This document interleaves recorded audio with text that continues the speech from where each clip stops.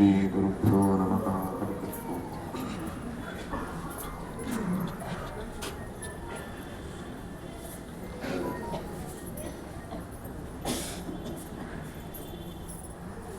यत्पदं वेदसंवेद्यं कटाक्षेणापि वीक्षितुं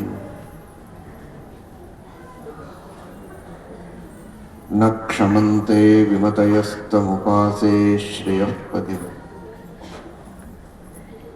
मयि स्थितो मदङ्गेषु स्वतन्त्रो व्याप्तवान् हरिः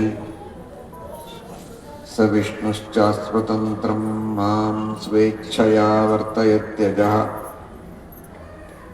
स्वात्मनस्तस्य पूजास्युः मनोवाक्कायवृत्तयः ममैताः इति कर्तारम् उद्देश्यं च हरिं स्मरेत्। धर्मविज्ञानवैराग्यपरमैश्वर्यशालिनः आनन्दतीर्थभगवत्पादान् वन्दे निरन्तरम्।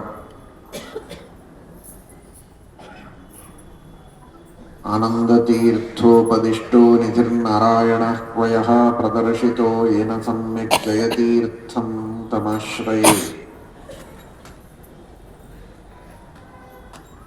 नौमि न्यायसुधादिकृज्जयमुनीन् श्रीपादरत्सन्मणीन् व्यासार्यान् विविधागमप्तिविहरान् श्रीवाजिराजानपि वन्दे हंसवरान् रघुत्तमगुरून् वैदग्ध्यवराम्निधीन्। श्रीसत्योव्रतराघवेन्द्रमुनिपान् सद्बोधसध्यानपान् सत्याभिज्ञकराब्जोत्थान् पञ्चाशद्वर्षपूजकान् सत्यप्रमोदतीर्थार्यान् नौमि न्यायसुधारतान्।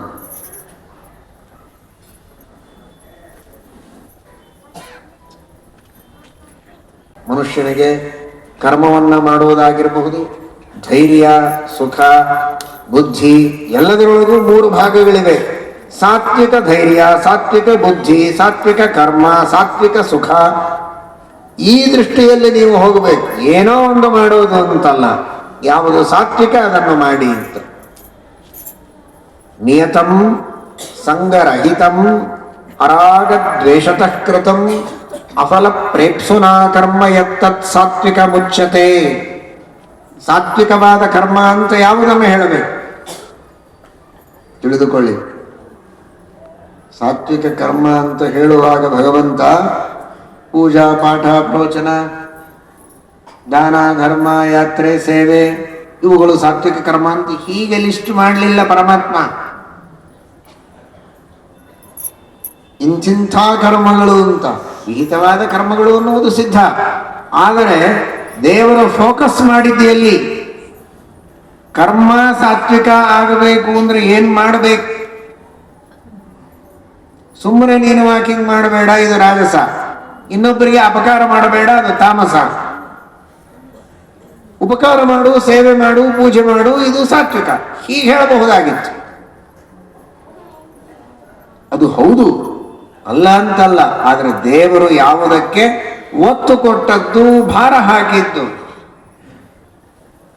ಕರ್ಮವನ್ನ ಮಾಡುವ ಹಿನ್ನೆಲೆಯಲ್ಲಿರುವ ಮಾನಸ ಭಾವನೆಗೆ.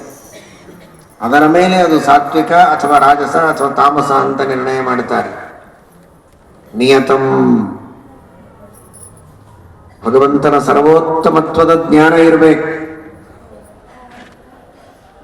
ಶ್ರೀಮದ್ ಟೀಕಾಕೃತ್ಪಾದರು ವ್ಯಾಖ್ಯಾನ ಮಾಡುವಂತಹದ್ದು ನ್ಯಾಯದೀಪಿಕೆಯಲ್ಲಿ ಪರಮಾತ್ಮನ ಸರ್ವೋತ್ತಮತ್ವದ ಅನುಸಂಧಾನ ಇರಬೇಕು, ಭಕ್ತಿ ಇರಬೇಕು. ಜ್ಞಾನ ಬೇರೆ, ಭಕ್ತಿ ಬೇರೆ.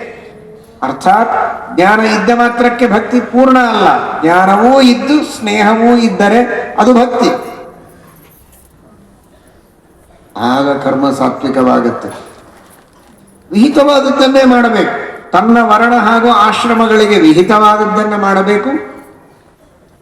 ಜ್ಞಾನಪೂರ್ವಕವಾಗಿ ವಿಷ್ಣು ಸರ್ವೋತ್ತಮತ್ವದ ಅನುಸಂಧಾನ ನಿರಂತರವಾಗಿರಬೇಕು. ವಿಷ್ಣುವಿನಲ್ಲಿ ಭಕ್ತಿ ಇರಬೇಕು. ಆಗ ಕರ್ಮ ಸಾತ್ವಿಕ ಅನಿಸಿಕೊಳ್ಳುತ್ತದೆ. ಇಲ್ಲ ಅಂದ್ರೆ ಅದು ಪ್ರವಚನವೇ ಇರಬಹುದು, ಯಜ್ಞವೇ ಇರಬಹುದು, ದೇವರ ಪೂಜೆಯೇ ಇರಬಹುದು, ಸಾತ್ವಿಕ ಆಗೋದಿಲ್ಲ ಅನುಸಂಧಾನ ಇಲ್ಲ ಅಂದ್ರೆ. ನಿಯತಂ,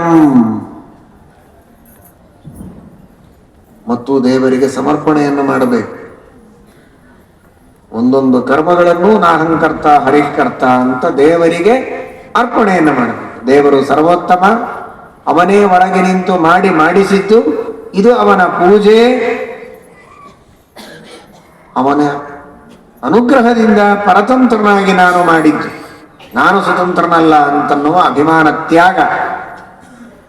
ಈ ರೀತಿ ಕರ್ಮವನ್ನ ಮಾಡಬೇಕು. ಮಾಡೋದು ವಿಹಿತ ಕರ್ಮವನ್ನೇ ಮಾಡಬೇಕು. ಹಾಗಾದ್ರೆ ಈ ಅನುಸಂಧಾನವನ್ನು ಇಟ್ಟುಕೊಂಡು ಎಂಥ ಕೆಟ್ಟ ಕೆಲಸ ಮಾಡಿದ್ರು ಅಡ್ಡಿ ಇಲ್ಲ ಅಂತ ತಿಳ್ಕೋಬೇಡಿ. ನನಗೆ ವಿಹಿತವಾದಂತಹ ಕರ್ಮಗಳನ್ನೇ ಮಾಡಬೇಕು. ಮಾಡುವಾಗ ಈ ಅನುಸಂಧಾನವನ್ನು ಇಟ್ಟುಕೊಳ್ಳಲೇಬೇಕು. ಆಗ ಅದು ನಿಯತವಾಗ್ತದೆ. ನಿಯತಂ. ಅದನ್ನೇ ಶ್ರೀಮದ್ ಆಚಾರ್ಯರು ಕೂಡ ಕೃಷ್ಣನ ಮಾತನ್ನ ದ್ವಾದಶ ಸ್ತೋತ್ರದಲ್ಲಿ ಕುರು ಭುಂಕ್ಷ ಚ ಕರ್ಮ ನಿಜಂ ನಿಯತಂ, ಈ ರೀತಿ ಕರ್ಮವನ್ನು ಮಾಡಬೇಕು. ಸಂಗರಹಿತಂ, ನಾನು ಸ್ವತಂತ್ರಕರ್ತ ಅನ್ನುವಂತಹ ದುರಭಿಮಾನವನ್ನು ಬಿಡಬೇಕು. ಯಾರು ಮೋಕ್ಷಕ್ಕೆ ಹೋಗ್ತಾರೆ ಅಂತ ಅದಕ್ಕೆ ಕನಕದಾಸರು ಹೇಳಿದ್ರಂತೆ, ನಾನು ಹೋದ್ರೆ ಹೋಗ್ತೇನೆ ಅಂತ. ಸುತ್ತಲಿದ್ದವರಿಗೆಲ್ಲ ಸಿಟ್ಟು ಬಂತು, ಏನು ಇಷ್ಟೆಲ್ಲ ಮಂದಿ ನಾವಿದ್ದಾಗ ನಾನು ಹೋದ್ರೆ ಹೋಗ್ತೇನೆ ಅಂತ, ತಾವು ಒಬ್ಬರೇ ಹೋಗ್ತೇವೆ ಅಂತ ಹೇಳ್ಕೋತಾರ ಅಂತ. ಕನಕದಾಸರ ಅಭಿಪ್ರಾಯವೇನಿತ್ತು? ನಾನು ಅಂದ್ರೆ ತಾನು ಅಂತ ಅವರ ಅಭಿಪ್ರಾಯವಲ್ಲ. ಯಾರಾದರೂ ಮೋಕ್ಷಕ್ಕೆ ಹೋಗ್ಬೋದು, ಯಾವಾಗ ನಾನು ಅನ್ನುವ ಭಾವನೆ ಹೋದರೆ ಮೋಕ್ಷಕ್ಕೆ ಹೋಗ್ತಾರೆ ಅಂತ. ನಾನೊಬ್ಬ ಹೋಗ್ತೇನೆ ಅಂತ ಅರ್ಥ ಅಲ್ಲ. ನಾನು ಎಂಬ ಅಹಂಕಾರ, ನನ್ನದು ಅನ್ನುವ ಮಮಕಾರ, ನಾನು ಸ್ವತಂತ್ರ, ನಾನೇ ಎಲ್ಲವನ್ನ ಮಾಡೋದು, ಇದೆಲ್ಲ ನನ್ನದೇ ವಸ್ತುಗಳು ಅನ್ನುವ ದುರಭಿಮಾನ ಹೋದರೆ ಮೋಕ್ಷಕ್ಕೆ ಹೋಗಬಹುದು ಅಂತ.